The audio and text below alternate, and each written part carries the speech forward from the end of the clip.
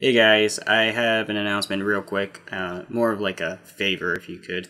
My friend, he's one of my oldest guild members, has been attacked with defame. If you feel like sparing a fame, he's in Nova Bellican server. So just search him out and give him a fame and tell him that I sent you. So thank you.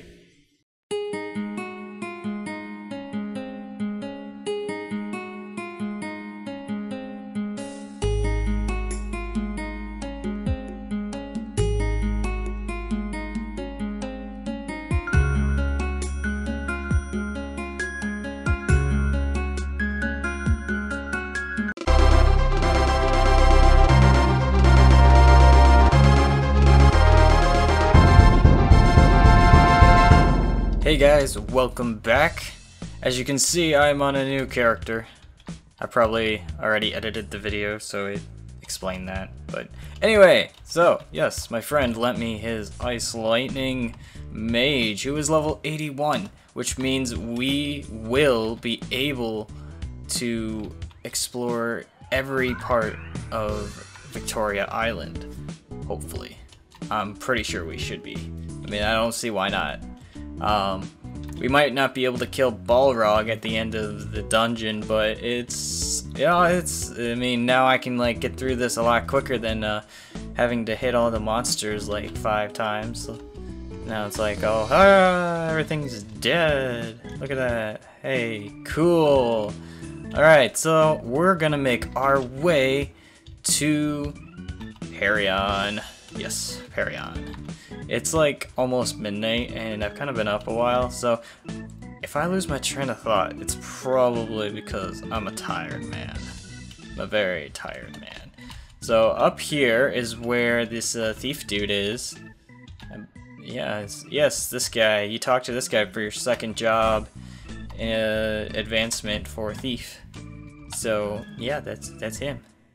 And his name is Thief Job Instructor. How about that? How about that? That's interesting. Not really. So, okay. Suddenly, we're in the mountains. And this is totally normal. Totally. Alright, I'm not sure if there's any hidden streets in this area. What I'm gonna do is I'm just gonna, like, if I see a sign, like a sign like that, or you know, I'm just gonna check areas real quick, you know, just kind of explore. You can tag along and watch as I explore all these areas and kill all these things for my friend. And I don't think there's anything up here now. But usually that's what you would do when you're looking for, you know, a hidden street. Is you see something and sticking out of the ground and you press up next to it and you find something. So I mean, it's basically how it went down. And I mean, it was up to you to find these things, and if you you know, I mean, that was the coolness about it, is you had the ability to search and explore. See, look at that, I found a portal thing right here, this thing. And a lot of big maps, there was actually a lot of hidden teleporters like that. So I mean, it helped a lot with you know, getting from one end of the map to the other, you know, but you had to know where they were. It wasn't like, you know, GMS nowadays where it's like, oh, well, we're gonna put this big shiny circular teleportal indicator whenever you are next to it to tell you that you can teleport. So you know, there wasn't any of that, so you had to find it on your own. And so knowing the shortcuts and knowing where the hidden streets are were all like a matter of, oh, hey, look it's Brave. It's Brave. I'm gonna tell her say hi. Say hi. Oh my goodness.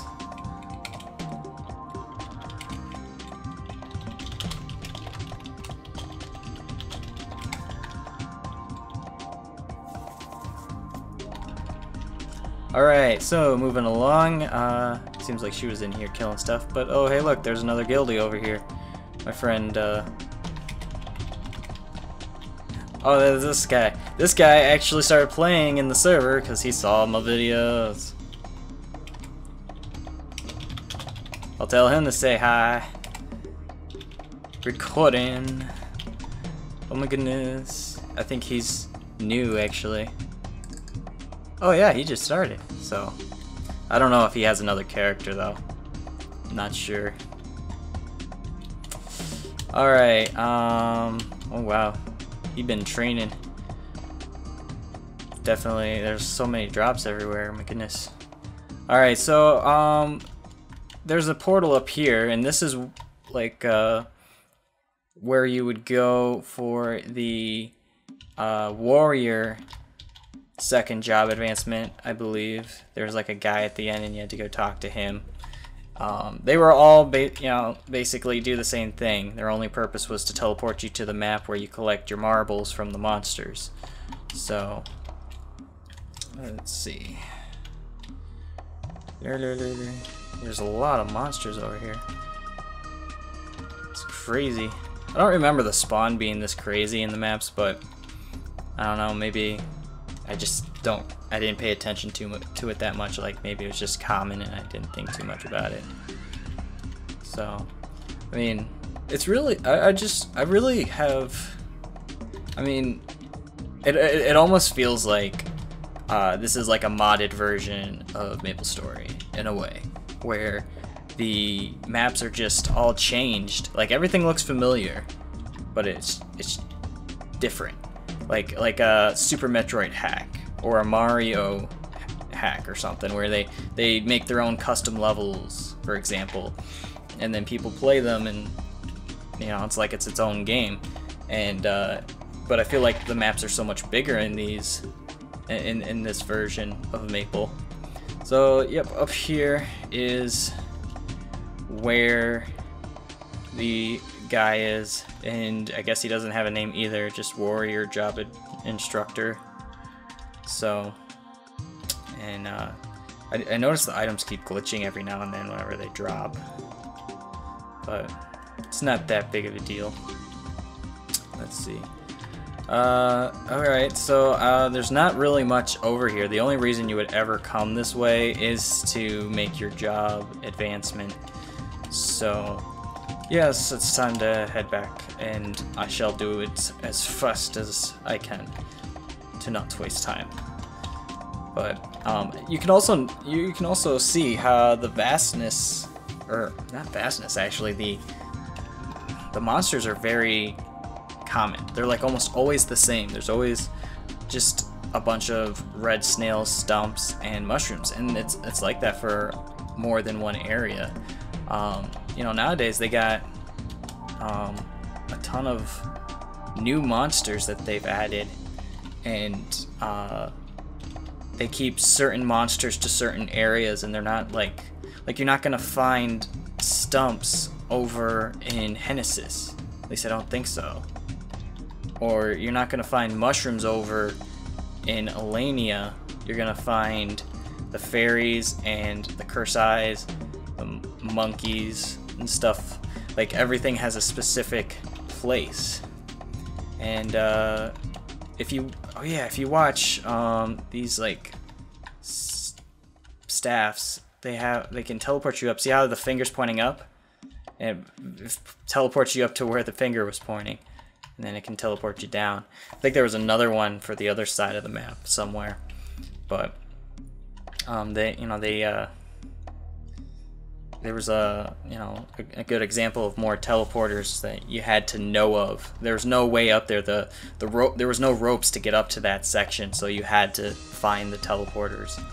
So it's not like in some cases the teleporters were a shortcut. In some cases the teleporters were the only way to get up to a certain area, and if you didn't know where they were, then you're out of luck, and I had to look them up or something. There was this one area in New Leaf City, I had no idea how to get up there, and the teleporters were actually really confusing. Like, it was really confusing. I'll have to show you guys some other time. So yeah, this is Perion. As you can see, the area is a lot more different, and like for example, there's the guy who turns you into a warrior, he's all the way at the top up here. Oh, guess my game crashed. Well, okay, I guess I'll... Alright, so we're back, and yeah, this room hasn't really changed other than I don't think there's a teleporter to the level 200 room where your NPC would go. I think they would just be put next to Dances with Balrog. So, anyways, these guys over here were your item creators, Mr. Thunder and Mr. Smith.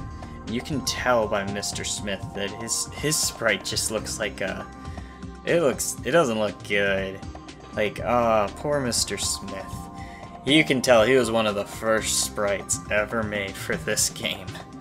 So, let's see what he can do first. He can make a glove, he can upgrade a glove, and create materials, similar to what the guy does in kerning. But he doesn't, like, make as many materials, I guess. This guy can upgrade a helmet and a shield. So if you, like, buy a helmet, you can upgrade it to, like, a different color, and it'll have more defense and stuff. And then you can also make refined minerals and jewels. So, that's pretty much it. You got your potion shop, and, you know, the potion shop and the item shop haven't really changed at all. I don't think this even works. Oh, it works. Is there guild PQ? I wonder how that works. And there's that person again. So I'm gonna smile at that person. Hello again. Hello again. I said it in guild chat.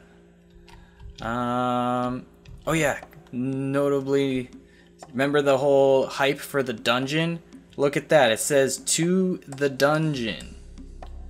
So, I mean, this is clearly, you don't want to go this way unless you're ready to take on the dungeon. The dungeon was hyped up to be a dangerous place. And now, what is it? It's just in the middle of the 6-path crossway, like nothing. I mean, look, there's a freaking skeleton head here. And there's chains and spike bar gates, you know. It's not this oh well, you go straight to Sleepywood and then, oh, there's drakes. That doesn't seem like a monster you should encounter when you first go into Sleepywood. I don't know. So wait, so if we open this up, yes, this will take us this way, but then there's also a secondary pathway. I guess we could go that way.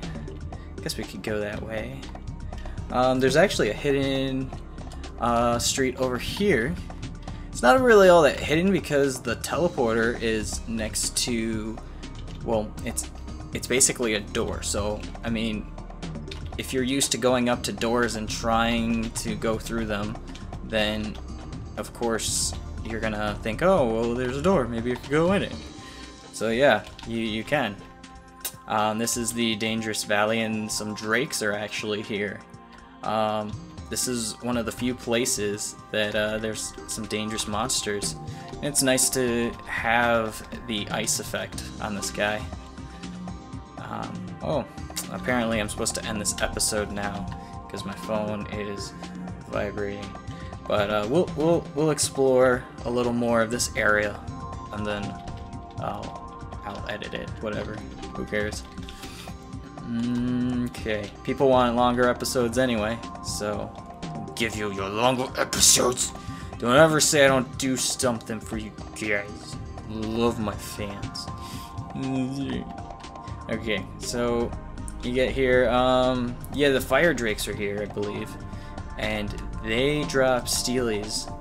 So, I mean, like, I never found any. I remember training here for a while and never finding any, but it was just one of those common things to note when you're like going through the maple world is, oh, you know, Mushmom drops Ilbies and Fire Drakes drop Steelies, you know, it's expensive stuff that is dropped. You usually know what drops it. Like nowadays, I guess you could say the Master Death Teddies drop the Angelic blessing recipes. I mean, everyone knows it. So, I mean, and this was kind of common knowledge back then to know that fire drakes dropped stuff. Well, they dropped the steelies, and back then ninja stars for some reason were really expensive. And it's kind of funny now how like what was super expensive back then is like not expensive at all now. Like an Ilby is like 4 million, and I remember that. Oh, what was it? The first 15 attack work glove that was scrolled with 10%, and this was before they had those perfect, you know, those scrolls to help make sure that you don't lose slots or anything, like white scrolls and guardian scrolls and whatever. Before even dark scrolls, you know, the scrolls that blow up your items, they had to just hope that, you know, their scrolls would work. And the very first, okay, yeah,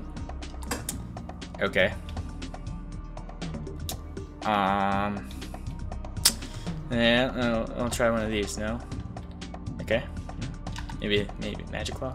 No.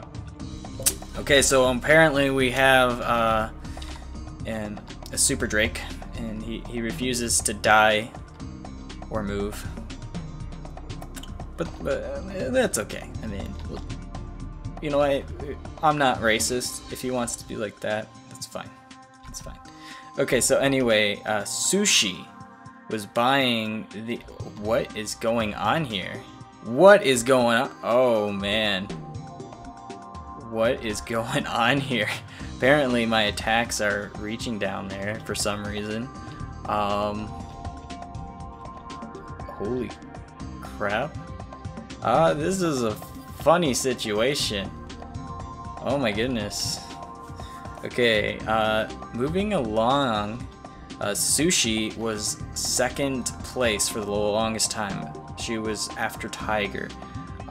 It's debatable if someone was close to her, but I think it was just her and Tiger for the longest time. She was right behind him. Ooh, Burning Zone. This is another area you could check out. I think there's just fireboars here and stuff. And that was a diamond. I'm gonna go grab that. But there was a screenshot I remember I saw. I think it was on Basil a long time ago. And she bought the first perfectly scrolled 15 attack level 10 work glove. And she gave him 9 Ilbys and max Mesos. And back then, Ilbys were like... Oh man. I think like 500 million or something, at least in my server. Like they were so rare that they're just like expensive. They were so expensive, and so and it was just so unbelievable. It was just like, oh my gosh, like players like me couldn't even fathom having that much money in the game. And there's is this Brave again? And there's Brave again. Hey, Brave. Okay. So, not following you. I swear I'm not following you. And, yeah, it was just like, cause like, back then, like, if I got a store, I was, you know, lucky if I had saved up like 20 million Mesos, you know, and just having that much Mesos was like, oh my goodness.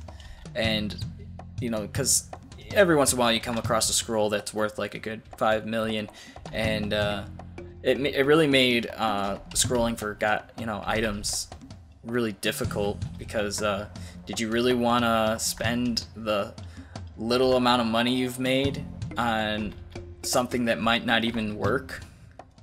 And so it was just seeing her spend that much money was like, whoa, holy crap. It looks like, man, there's a ton of monsters. I'm wondering if they upped up like how many monsters are in each maps and stuff. I mean, I guess it would make sense and be somewhat useful. So like, yeah, this goes on for a while. And this is the burnt land, and I believe this is on the world map. This is the, yes, that stray path that I was talking about. So if I was on my other guy, I do not believe I could explore this area. I would probably die way earlier on. So yeah, so nifty little place, and I think this is a good area to stop.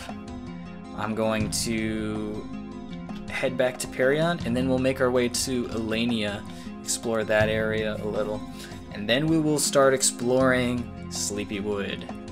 So a lot of cool stuff ahead of us, and I will see you next Friday.